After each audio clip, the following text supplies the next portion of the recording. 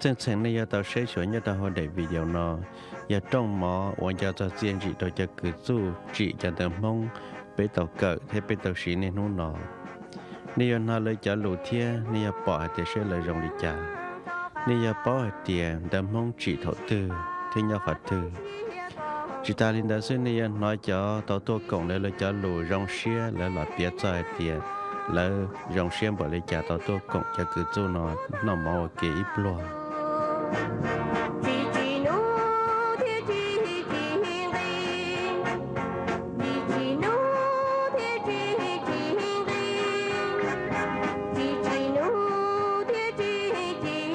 lúc trong say sủa ốp đồ mỏ do cho tiên gì để cho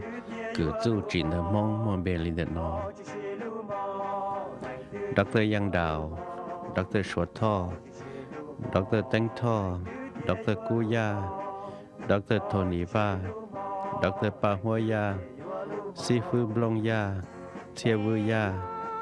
Nhie Yang Li Thị Ya Phụng Va Trừ Xiong Cử Alexander Lau Thế Bỏ Lì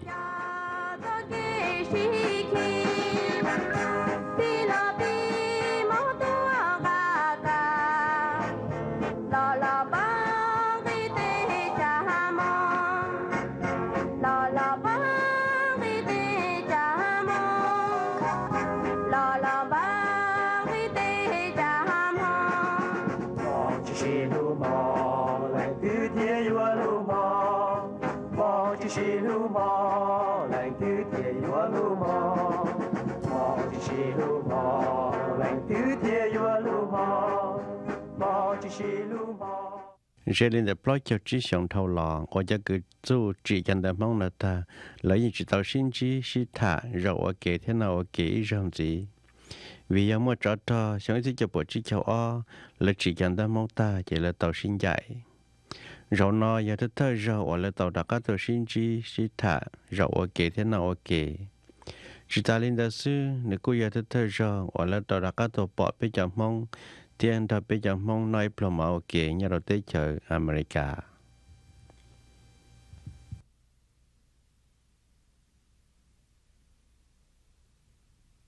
Vấn đề này tao bỏ cho cứ chú chuyện tao mong thế tao sai trong mỏ quan cho tao tiền chuyện nó chỉ biết thì đã có một số sửa kiến cử tao mong sẽ giả thật họ là rong lý trả mong giờ ý hải năng giờ là nhà đầu tư chờ Asia toàn đầu sẽ sống lợi mong giờ ý hải năng và chỉ muốn tao đợi rồi cho là sau thia tặng mong tới chủ tới chỉ chế mong sĩ lũ thia chỉ gì cho là khởi mong tới chủ tới chỉ sư lo luôn nu hay tiề bên mong bộ môn đại thủ lo luôn nó chừng tế chỉ tao mang bệ hay tiề bộ môn tiề sáng sẽ cho bộ trí chào o nhớ tao họ luôn trong lộ phá bằng nhớ là chùa tế và hoa tại lo lúc họ chờ nhau một bê thu nâng tới đó do Dr. Leewood Barney Zipli E. Baxray là do Zipli nhớ bỏ thì Dr. William Smalley tao mua lấy cho chỉ dị thế lấy cho kế cho là chỉ tao ý chẳng tao mong tao mong sĩ thế ở mong tu chẳng tao mong là do hùa Romanized Popular Alphabet chỉ để tất cả ở lấy chỉ tao chẳng tao mong nó Zipli nhớ bỏ theo lý bí khẽ tao mong thật thơ ba mong ở tàu cỡ chân tàu mong là nhớ tàu lúa rò hoặc trong nhiều cũ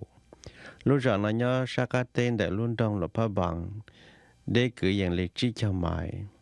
chỉ bị nhớ bỏ nhưng chỉ tàu dạy mong chỉ lịch thằng để lọt ta nọ mình tàu xe tụ chỉ năng bọn nhẹ tu luận xài lúa mong nhớ đồ số tê nhớ là tê Pama Thái America, Hoa Kỳ, Australia, Canada, thế lệ lúc đấy trời. Ở môn mong nhớ, tao sĩ chân đâm mong Romanized Popular Alphabet nó xa xó thế xin hù mong. Mong cụ sĩ chân đâm mong nó nhất là họ sẽต้องchùa, nhất là họ sẽต้องđua, nhất là họ sẽ sự, hoặc là ở lụa thế sầu phong đâm mong. Chỉ ta lên đó, chân đâm mong là cụ sĩ nhất là họ chế gần đó, chế khó mò, thế để chế, hoặc là ở lụa, ở môn mong nhớ họ sĩ chân tâm hông là cô tàu trả chạy khe tàu họ lúc chế Central Institute of Chinese Nationalities nhất ở Beijing tới chạy số thia bé hai mong tàu chạy khó tiền gì rong hàng lần được Dr. Linwood Barney chỉ bình nhẹ bỏ theo Dr. William Smalley theo chỉ trước kia Renato Martino在海地北到时来叫建制呢，老当到年到上了老北人，要看中来叫建制只不不。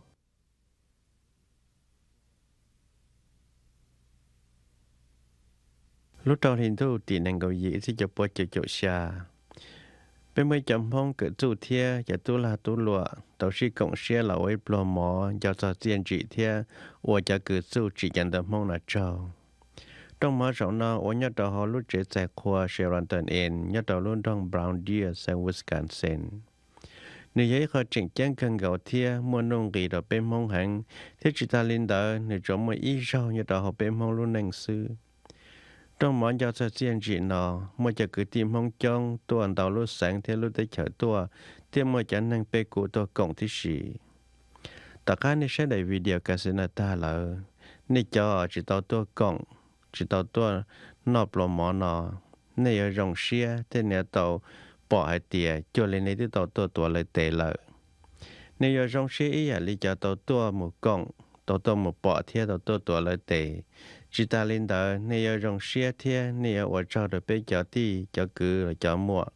hoặc là tao mua bờ xe rong tự nhiên xe thế chỉ gì cho là ở trong mỏ nó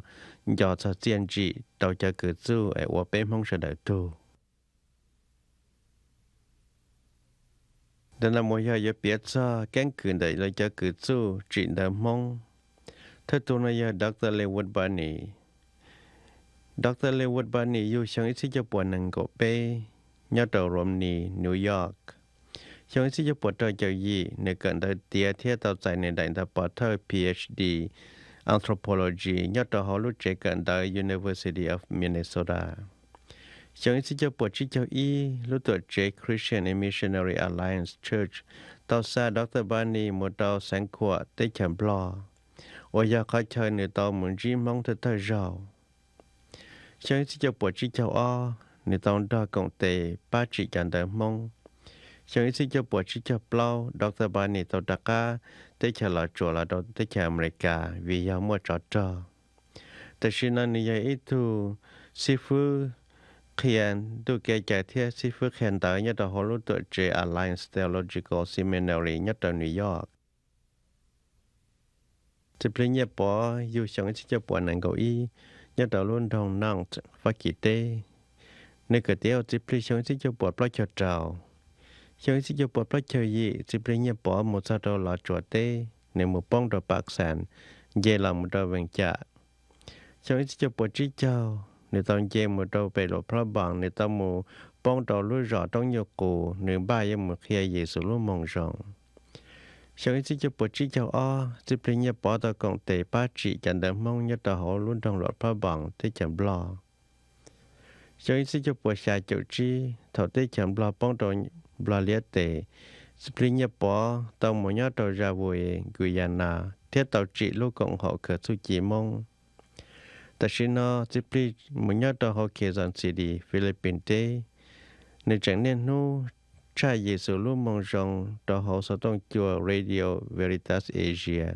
đó chăm mong nhớ đó Thái tê, Blo tê, Nhã La tê, Sủa tê thia, Pama tê. Dr. William Smalley yêu ít cho buồn năng gạo bê nhớ đó luôn trong Jerusalem, Palestine tê.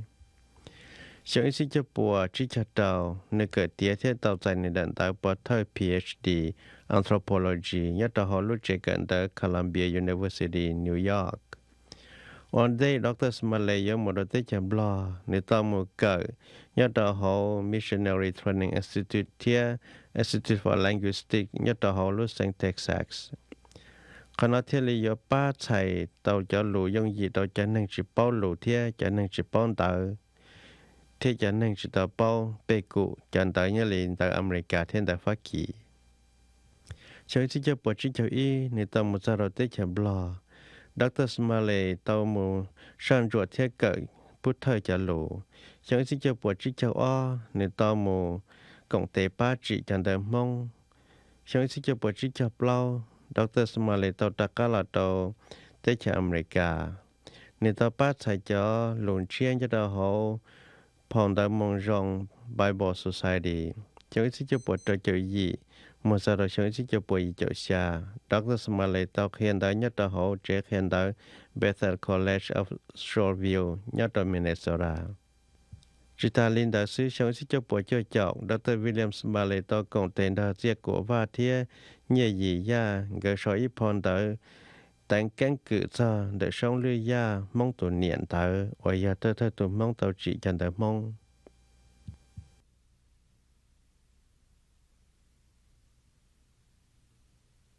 tôi khi nói giờ chỉ trước khi Renato Martino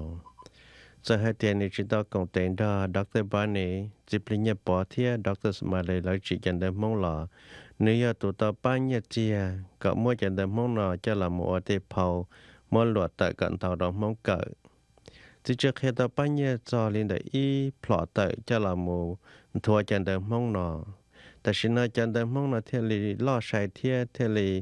มั่วเป็นสื่อทัวหมดเราไปจับมองยัดท้องกันดูต่อเกิดฉันได้นำมาโอเคตามาลีว่าจะเช่งแสงว่ามั่วของปรีเราจะเกิดสู้ต่อจ่าย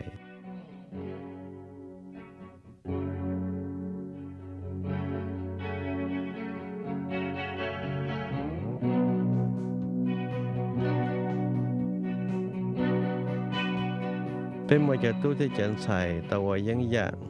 กาป้าหมดเราเนี่ยดร.บานเนเทียเนี่ยดร.สมาเลงเกออัตุต่อตัวกงทางเกออัตุตีเทียละตองกาใกล้หมดเราดร.บานเนเราจิปริญญาปอเทียดร.สมาเลงถมว่าเจ้าตัวเลตาและตัวชีเราจะได้ใช้เทียจะได้ลง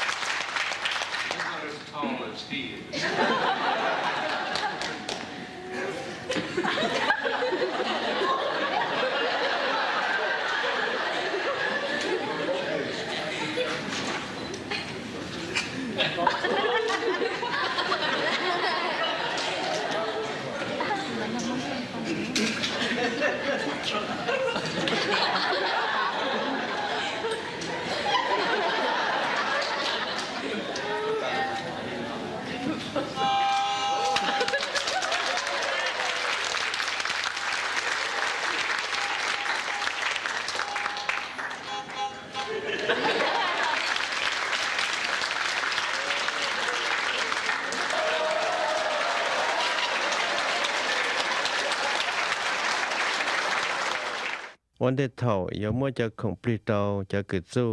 ดรยังดาวต่อให้จะหลุดจ่ายเทียว่าเลยเจ้าเทียเปียกันกึมองเทียเลยจะกึดสู้จินเดมองยอดต่อเสด็จต้อมลง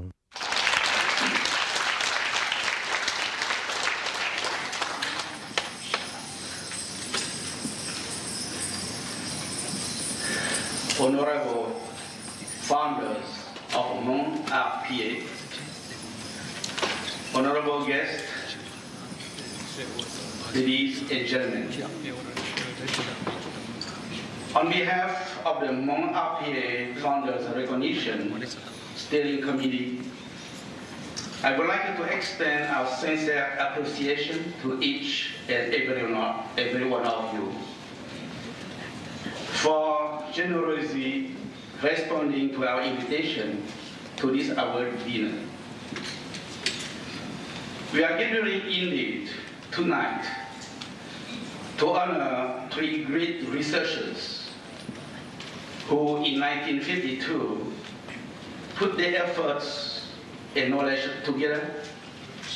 to create a Hmong writing system in Luang Prabang, the royal city of the former Kingdom of Laos. Universally known as the Romanized Popular Alphabet, this writing system, which is a true masterpiece,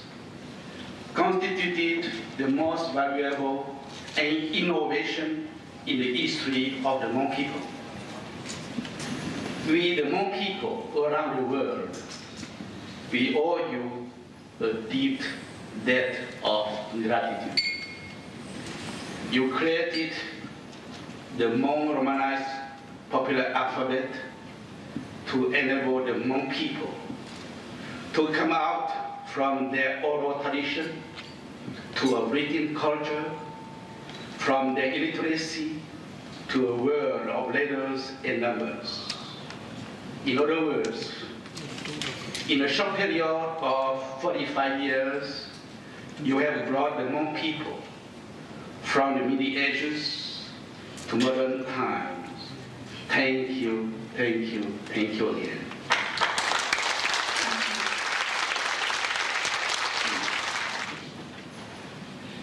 Nhớ trong ít trong nhiệt trí tự tiên trạng không sợ. Tổ cơ nó cũng sở chế là biết lúc trong ba bùa cá do cử chú chán đủ.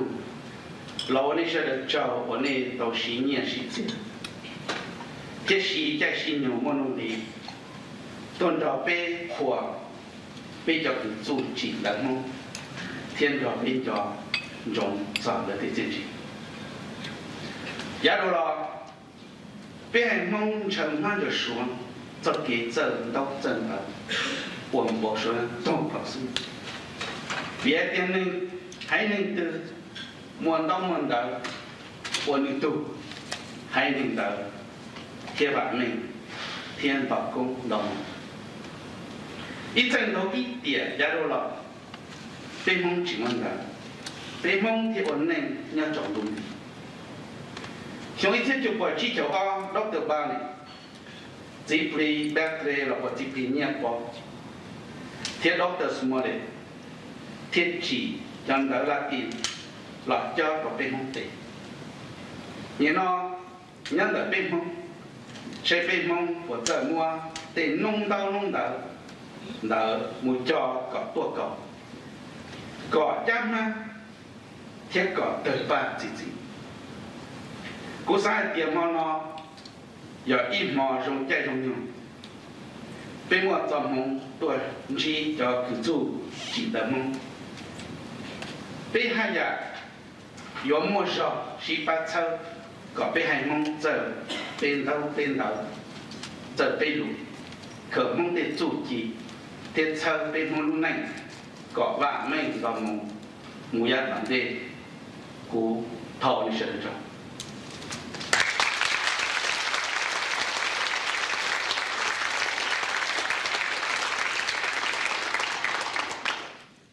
Thọ Dr. ยังดาวไฮโลไตจอท่าจะตู้ที่จันใส่มาเลี้ยงกายจะของปรีโมเดลจิกจู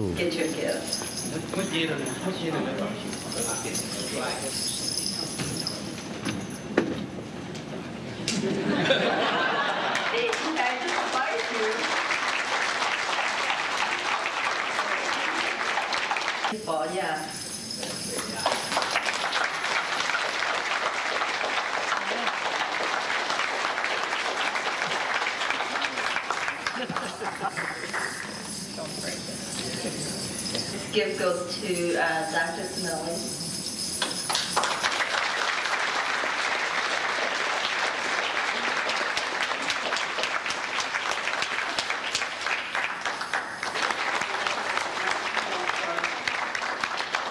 Helping us with the Hmong language. So thank you for spreading the language.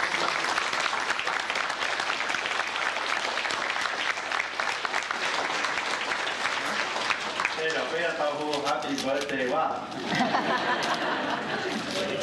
Anybody have a close birthday? Do you need to say happy birthday? 这有故事啊！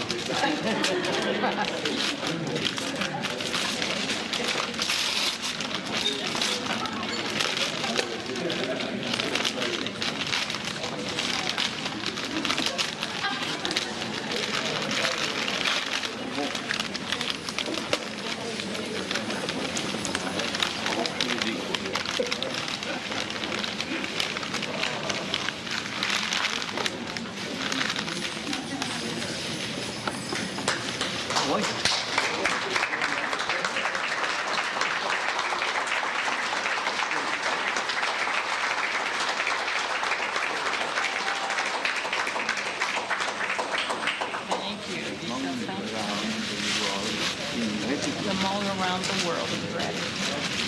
You see that?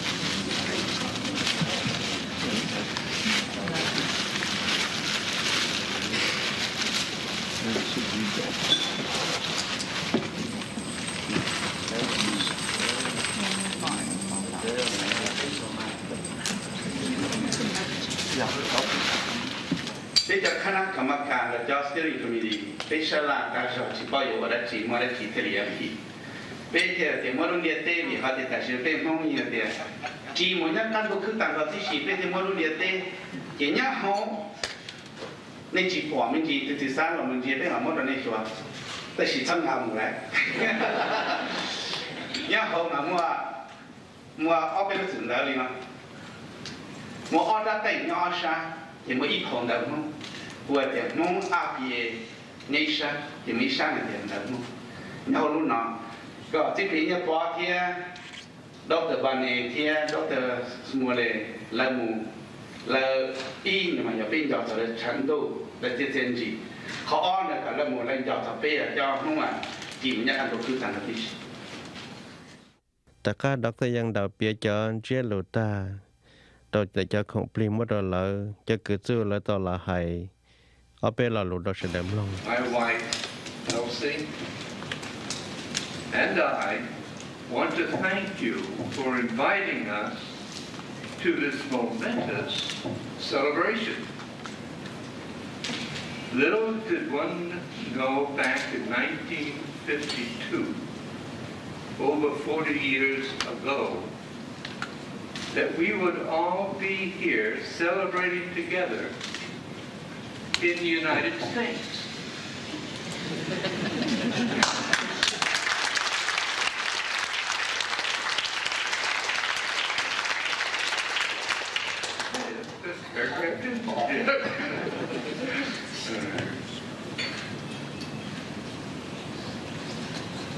Little did one know back in 1952, over 40 years ago, that we would all be here celebrating together in the United States. It was a great privilege for us to have been involved in a small way in the development of the long Romanized script.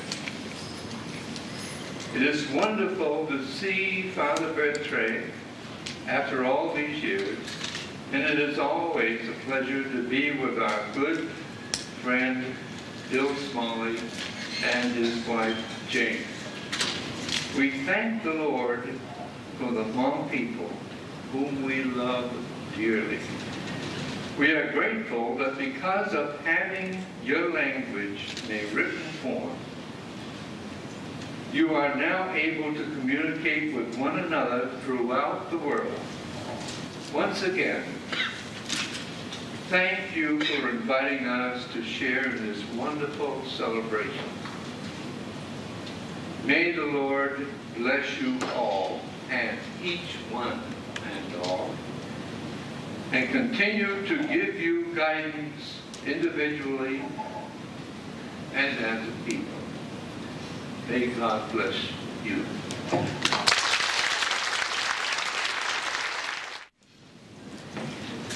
Thổ mà cho sinh viên được của nhau mà lỡ hayจะที่ชมมาvì lỡ bỏ cũng mà cũng rất vì vấn đề mà lỡ hayจะcó yếu tụ đại này thì khi như nào mà tụ đại mà lòi nhau hỏi ít lù chế mà sẽ hạt tuần đó này hay vô chế ra vì nó cũng其实是会见到主比例那边，估计别上，我也都去讲的梦嘛，估计别，就每一方的每一档，就别个的上个，都三年嘛年，然后这种，你要系讲，你要啥的图嘛要啥，他我们不拿的图还，为了讲，你就是别嘛。你有冇课叫做梦？为家女生有课的呀，还少大，还就叫大花，大狗个呢，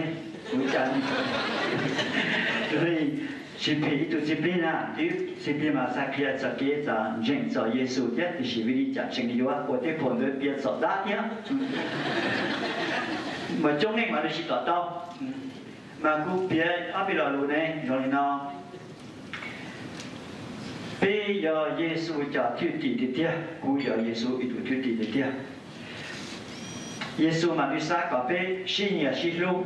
thuê lò lu kia, giờ bây giờ xin nhà xin lu, vì mà giờ lu, cũng mà cũng xa có sự mà bảo Giêsu nó,แต่是第肉体有点不大行了，第肉体有几年，等耶稣的，人都写。这是不啥吧？搞了包，不多我讲的搞是了包耶稣的。这是耶稣啥搞被你啊，叫人容易了要，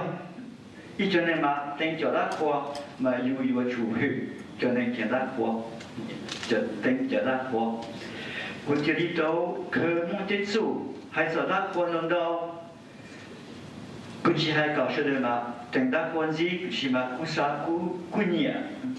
của sa bao mong lu xia, thế của sa cả mong mà trong xia tất cả những như hồn lợ thì ya ý chữ le sĩ kia lo đầu chia xiong lo lợ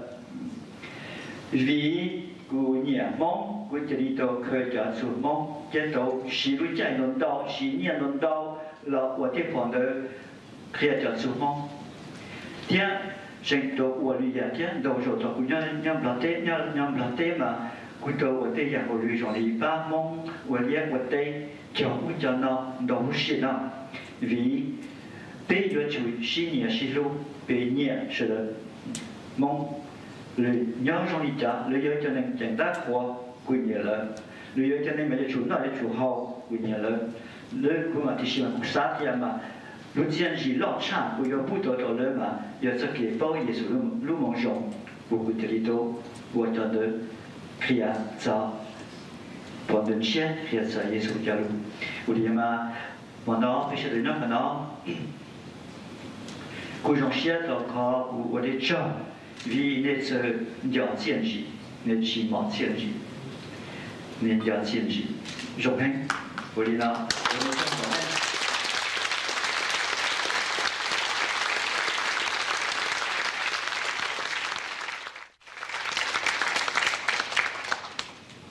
This is an overwhelming experience.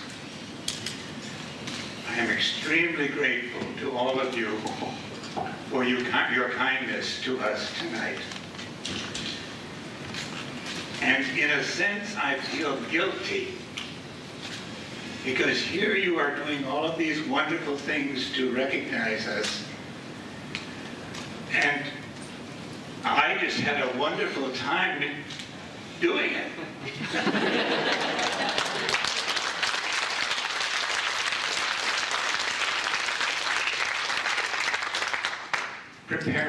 Helping to prepare the RPA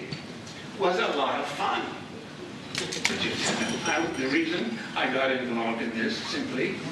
was that I was living in Luang Prabang at the time, studying the Khmer language, doing an analysis of the Khmer language. And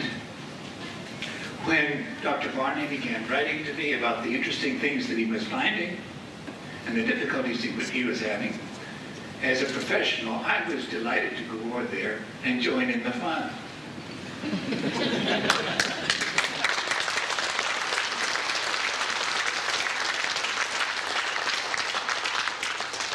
So I made some visits to Sian Kwang, and little by little, we began to see the patterns. You know, you have a fascinating language. Do you know that you have one of the most complicated consonant systems of any language in the world?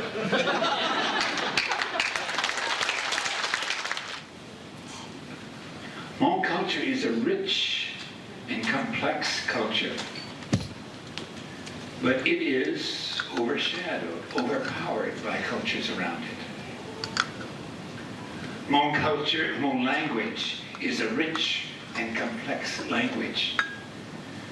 but it was restricted by the lack of literacy.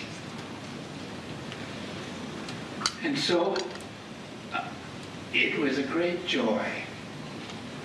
It was a great pleasure. It was a lot of fun to work in a small way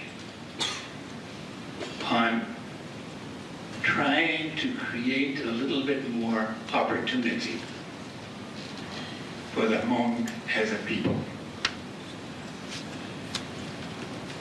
Religiously fulfilling, professionally enriching, personally satisfying, and having a ball. This is one of the events in my life of which I am really proud. Oh, not that I had a big place like Father Bertrand in your history, but that I made a small contribution at a critical time. Dr. Yang Dao mentioned that in the wisdom of providence, the three of us were brought together. I believe that. And I'm just happy that I happen to be one of the ones that were brought together.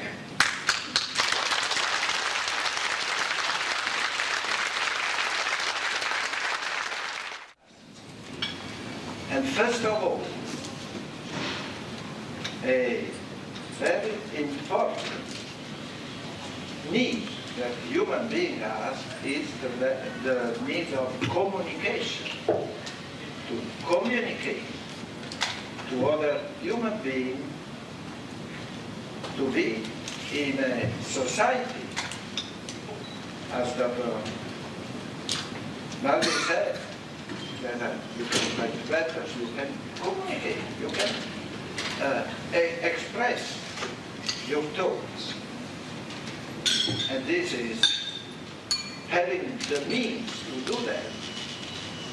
is really something that put you people in the civilized world. And again, as Dr. Snelly said, the Providence put in that time, in that place, to help. And that was also my case. As Dr. Rao said, I was in Taiwan as a representative of the Holy Father of the region. And so it's there that the Providence put me, and there I met with Father Bertrand, who, after having written with Dr. Barney and Dr. Snelly your alphabet, your language, started to have the need to communicate, to spread this language. And with the beautiful heritage that he collected, the oral traditions that he went around in the refugee camps, wherever monks were, even in China. So he collected patients, and so that was the time to print all that. And the Providence provided an instrument. So we were,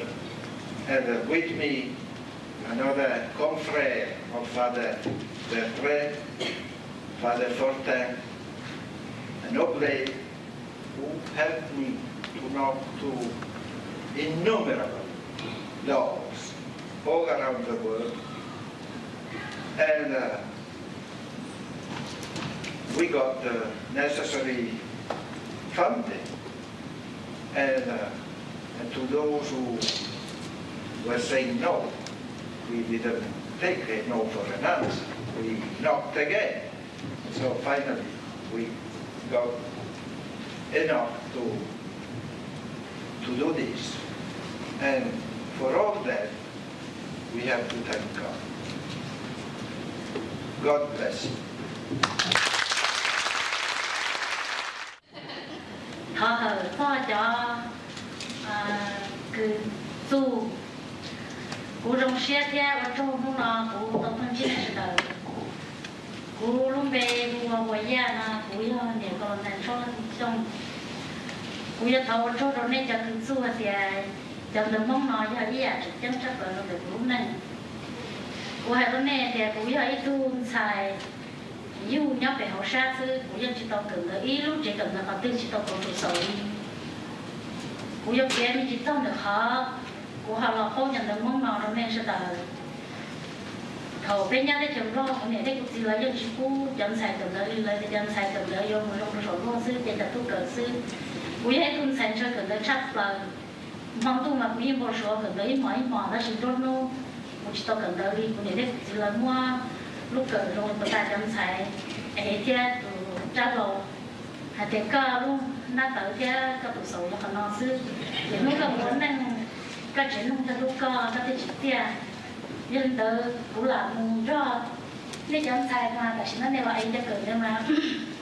nên chỉ một cái đó là một cái chuyện cho đó chỉ mua lúc cờ đó của em mà của dân cho là nó không nhau tỏ tay sư thì của dân mấy lúc xưa sao thì hắn học đi chú ấy rồi đi chú ấy chú gặp tao cũng nâng trong ấy rồi đi đủ sư của họ một xong một của họ tao cũng chỉ chẳng xem theo của tại chỉ chân đó là của dân trong nhà rồi đi chẳng chân đó là theo thế chỉ thầu của tao chỉ chẳng chân đó của trong xe đó của nâng cái của bà thì theo của trong nhà đi chẳng chân đó rồi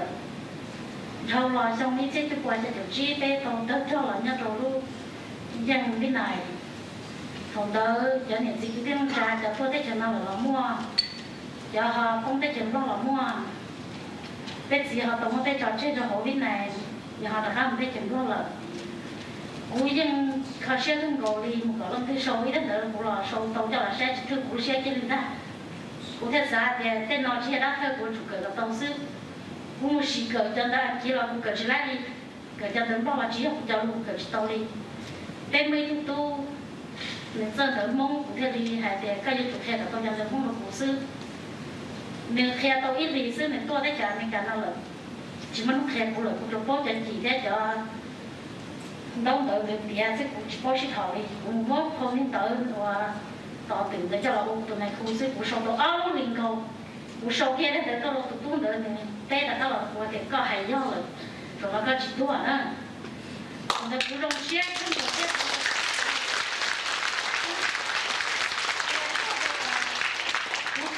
thì cú yêu và trâu rồi chờ và thì nó cứ xua thì cú lúc cú là rổ xe để tao tao tao ở xuống một cú xe tàu để tao đi kia rồi vậy cú xa thì cú nâng chỉ để tao nó yêu anh tư cú xa một con đi trâu đi trong gói tụi nó tao và mua chiếc tàu ấy kho chua cho là kho khi cú không một quả kế rồi tại sao nó không có tê vào rồi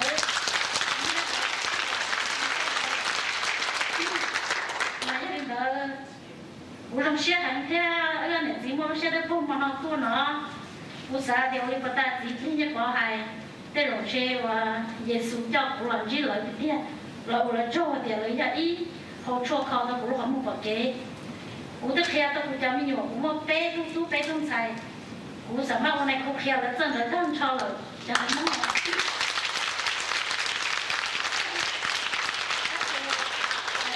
cú bé thì mình nhiều mê mà cú nhiều khi cả tôi cũng nhận được bao giờ mong là thấy được mong là chê cái quyền chọn trong số giờ gì thì là lúc tiên tri và tàu chỉ họ cho là khẩu của họ một phần kế của tôi thấy thì là mấy cái nó của họ sẽ là sự theo và cho cho tôi còn sẽ của nhau xóa lúc chế cần đó xóa lúc school xóa lúc ông mồ giả về phải tên đó lâu ấy tên cho cả lúc của chỉ bao nhiêu là mấy cái của chỉ bao nhiêu không đợi thì ta chỉ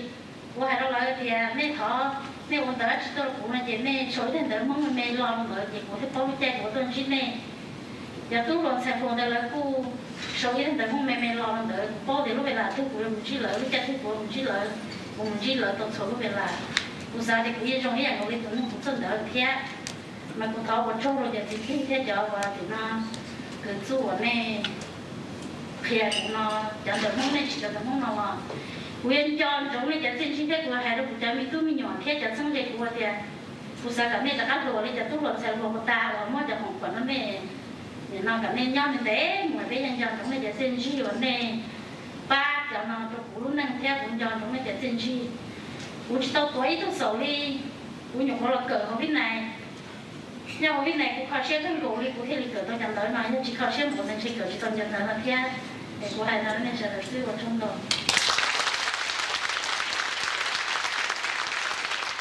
Nên tôi nói nhiều câu là số lên sông chợ lụt tha lợi giờ hai tia dù bao dù tại mong nên để bắt tôi dùng bộ đi trả thì tia thọ cơ nó nên tôi nói cho tôi cộng trong món nó lò hãy cho tiền gì lại tôi bỏ thia lại tôi rong xe chỉ cho cứ chú chuyện tại mong giờ lý giải bây giờ mình nhớ theo lý giải khởi tôi bây giờ tại mong là giải toán thế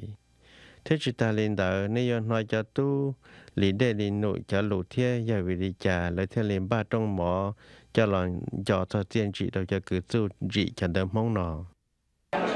giờ vì lý trả có thể lấy tua để nó mong nó cho họ mong nó vậy mà chuyện tranh rồi bây giờ mong đều có chỉ muốn gì rồi cho họ mong nó vậy mà bây mua cái hậu cho bây tu nên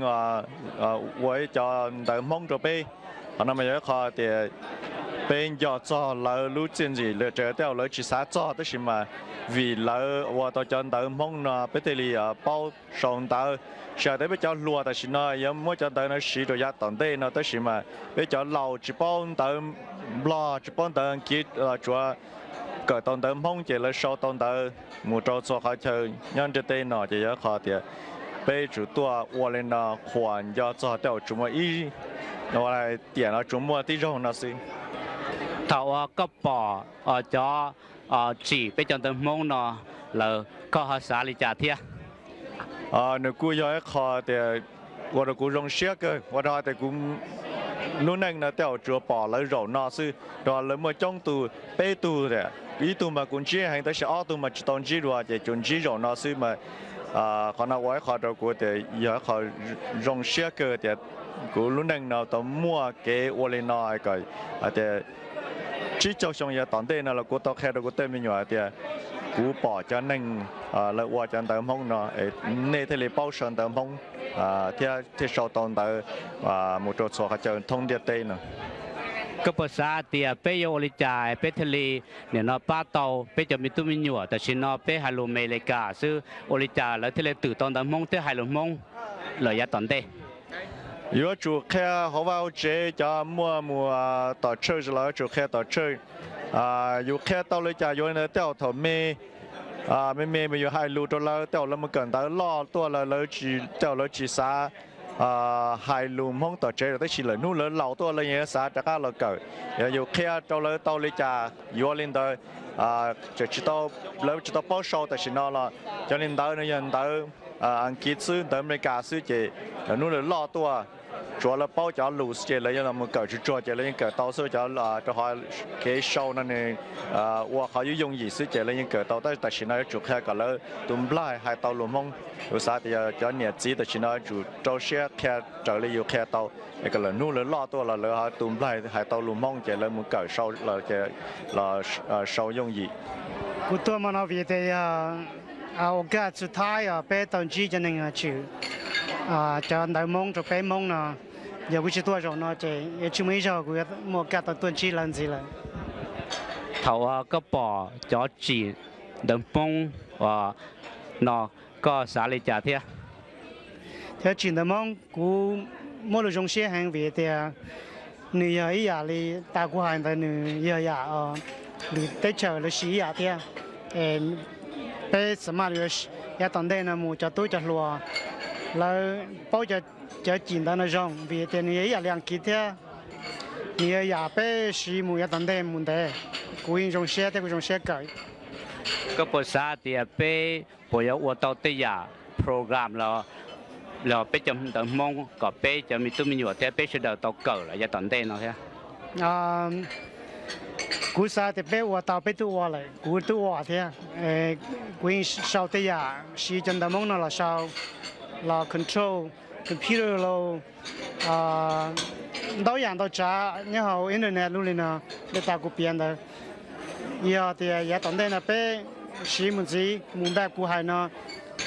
chân tới nói muốn cái tận tới hàng. Why are you here today? Because I wanted to see the founders of our language, and I wanted to be here to be able to thank them personally for the wonderful work that they've done. Is there anything that makes you exciting or thrilled or anything that you dislike here today? I had not realized that the RPA format was so integral and important to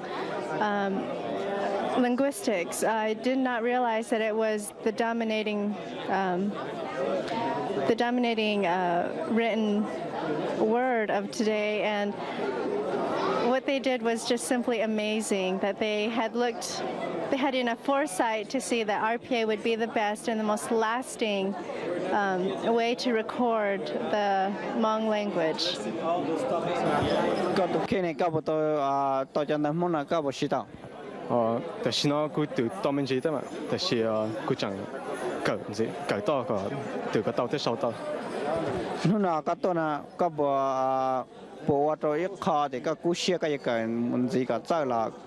ผมว่าตีอาชีก็หาจิตนอดูเลยหายใจจังนั้นนะ佢因我做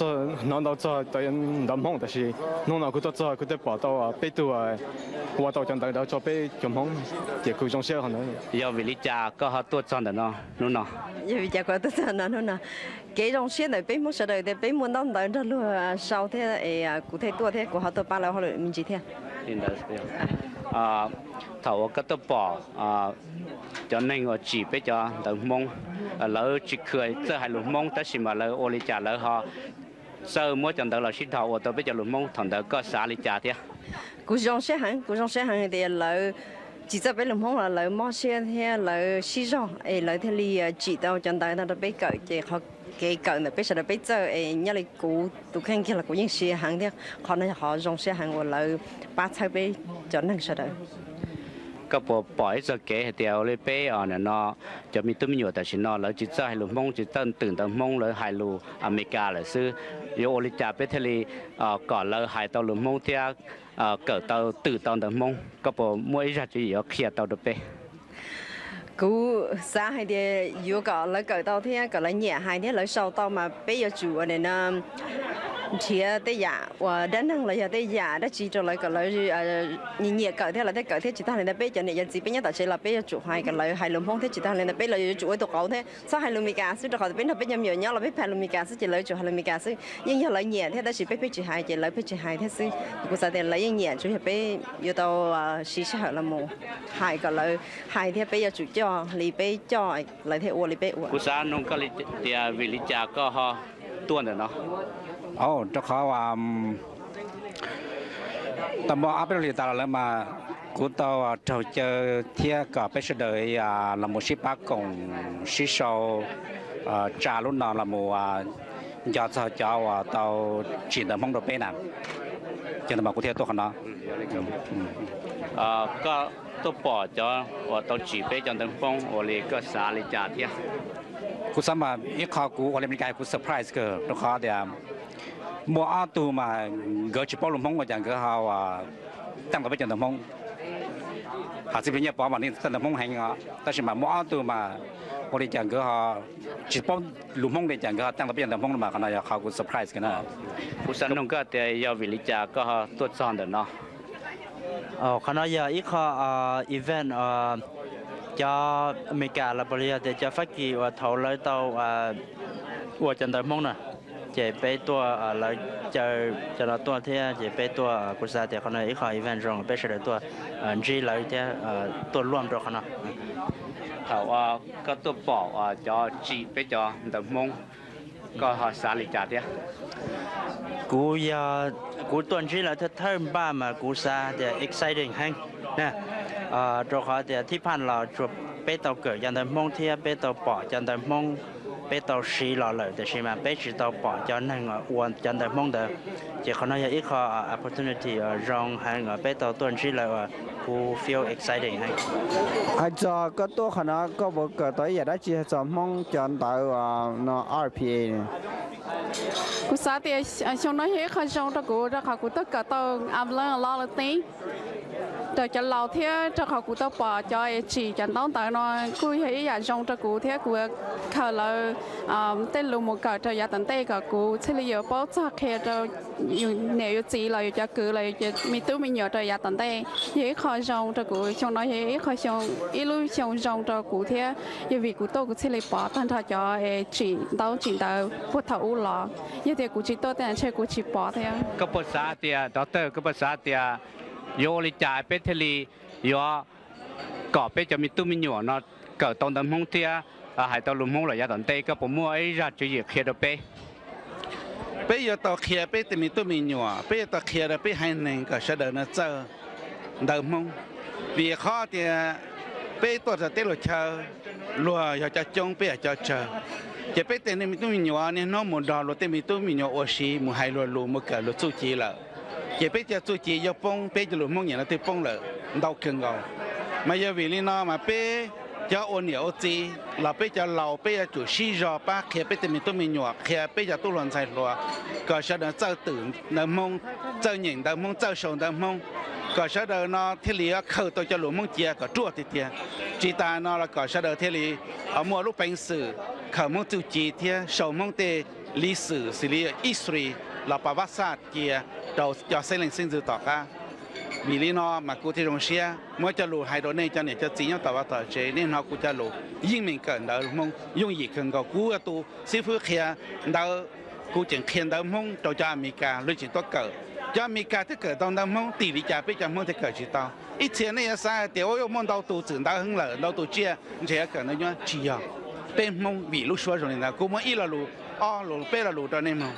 สิเรียลูหาเตียทรายเขาละลูหาเตียทราย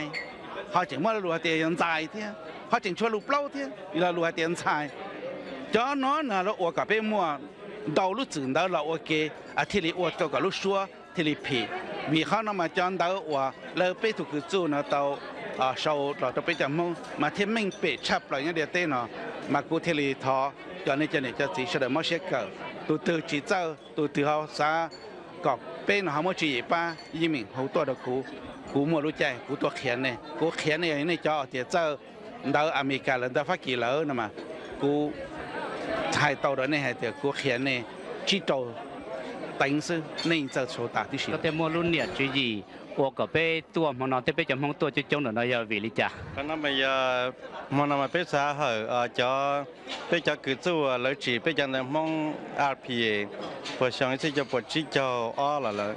mà dễ coi thì bé thế chỉ tao sẽ hỏi chỉ ta tao lúc chạy nó bé thì bỏ hai tiền chỉ bình như bỏ tôi tới America chỉ bé ba thì bé vừa với họ chú đã chỉ là một hử lại đó có tiền lại lầu thế này chỉ mua chạy này chỉ bé thì chỉ kế là một lần nào chỉ cho tao lại bé lên tôi tới chỉ dùng gì đấy cho lại bé lên tôi xin chỉ mà nhưng chỉ dùng gì đấy nèแต่ชิมาเป็นสายเดวีแต่เสด็จป้าจะไปเที่ยวตองมาเราแจ้งกันนะก็พอสาปอเลยมั่วอย่าดัจียอบหายเครียดไปจะมงหายเตียเนี่ยนอโยเลยจับไปเที่ยวหายตลุมงเตียเกิดตอนตมงเขากูปอมาให้กูปอเตียรัวหรือหายหนึ่งรัวจึงจีจู่เราไปเกิดจีไปจันทร์เราไปเกิดขณะที่อยู่ไปสามไปจ้ามัวแล้วชิมาขณะจีจ้ามัวแล้วชีวิตอีจือไปยิงจีgiờ nàng bao nhiêu để chỉ bao đời giờ bây chỉ bao giờ rồi chỉ đâu bây giờ bây chủ khởi cả tàu bây chủตัวเดียchỉ tàu mà dùng gì đó chỉ tàu lại khởi cả một lại tận đây mà chỉ dùng gì còn là dùng cái pi chứ chừng chuan tế chừng chua tàu lúc tiền trên này theo bản mình nèแต่สินะเป็นตัวแต่เป็นจะมีตัวมีหยวแล้วจิตใจให้ลุมงแล้วจิตใจตื่นอีตุ่นตมงเลยก็ผมมั่วไอ้รู้จุยอ่ะแต่โยเลยจะไปทะเลเพียเตาไปจะมีตุ้มหยกก็เจ้าตื่นน้ำมงเที่หายหลงมงต่อเช็คกันได้มาแล้วจิกเกิดได้ใช่ไหมเนี่ยจีอย่าจ่อยกแค่เราไม่หยวจ่อเธอจ่อเน่าเรื่อยจ่อรอยจุนเทียเกเราจะไม่หยวเกิดเลยอย่าจ่อเป้าตาเลยอย่าเป้าเตียจนแต่เราแจ้งแจ้งเราก็เชียร์เกิดตุนตาเองก็เป้าตุนตาอย่าเปียเตียเกิดตุนตาเองก็เป้าจะสู้เกิดตัวจะสู้ขณะก็แจ้งแจ้งตุนตาที่เราแจ้งแจ้งได้ใช่ไหมแต่จันทร์อยู่สีหมู่ต่อจะสู้เนี่ยมันก็แจ้งแจ้งฉับปล่อยไปแต่เกิดตัวไปจะสู้เราก็จะปล่อยชี้เสียชงเนาะไปหายด้านหนึ่งซึ่งเนี่ยเนาะไปจู่ซะหายด้านหนึ่งเลยซอใจไปจู่ลำหัวหายจะเตียงอย่างต่อห้องได้ไปจู่หายอีปัวเราอีเสียเราแล้วจู่หายเราลูกกูจะยาหายจิลิไปจะสู้ปลอดตาเลยเนี่ยกูหายอี tự cứ chia lên nó có muốn gì đâu cho我就被叫做崩塌但是呢我整整更个呢我做得到了对了啊你家我那被多就被就蒙多就中我那要被多的几个啥你家的 mà này tôi mà giờ vì nên mới chọn được món bây giờ thế này là của cho tôi chỉ chọn được món nó mà dùng đi cứ bảo này chọn món mà này chân要建议还是哪些啦ก็ภาษาเตียเป้จอมบิตุมิโยเป้จอมมงปอยเกิดเตาเลยอย่าตอนเตเตียจอลุมดังมงหน่อยจอยงยีเกินกูตัวเป้เลย เขามาเลยปอยเกิดเราจีเกิดมาย้อนตัวนี้จอนเนี่ยจะชีสิละย้อนนี้จอนเนี่ยจะชีมาเนี่ยก่อเลยเกิดมาเลยเกิดย้อนนี้ชีเกิดเนี่ยย้อนนี้ชีก่อเลยเกิดมันใช้เลยยุชีเกิดใช่ที่ไหนเนาะยกเกิดละมาว่าจนเตาโรวิเตียมัวก็เทีย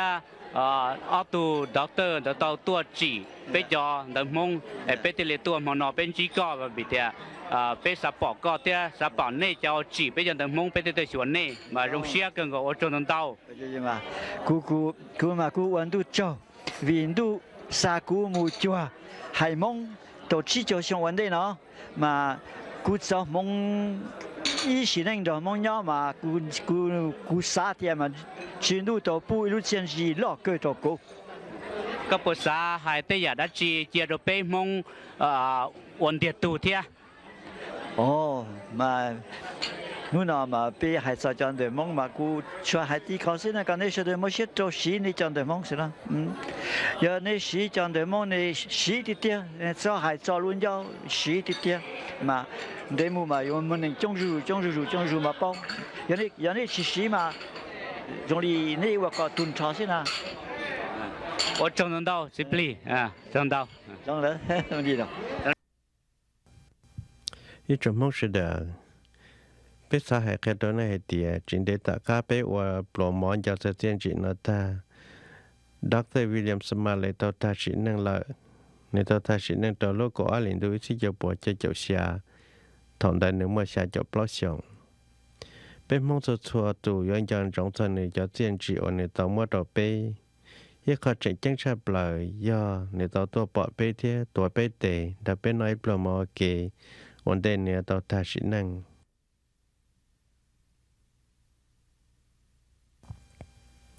để video cassette ổn cho tiền trị tôi cho cứ du chuyện đời mong là cơ lì nó biết thâu cho đầu trong mong sẽ đời của tàu ba thơ trong mỏ lọ thia tàu ba yo đại video cassette nó chỉ ta lên đây biết thâu cho đầu cho tu la tu lụa cho tu cỡ tu cho phong dương năng bê cụ tàu tu cộng plong mỏ nó thia bê ổn sẽ đời trao nữa mà chẳng yêu muốn gì để gia tận thì toàn trong trại để lựa chọn bê đã có một đuổi ý cho đoan gì đó nên sẽ đời tàu sai và trao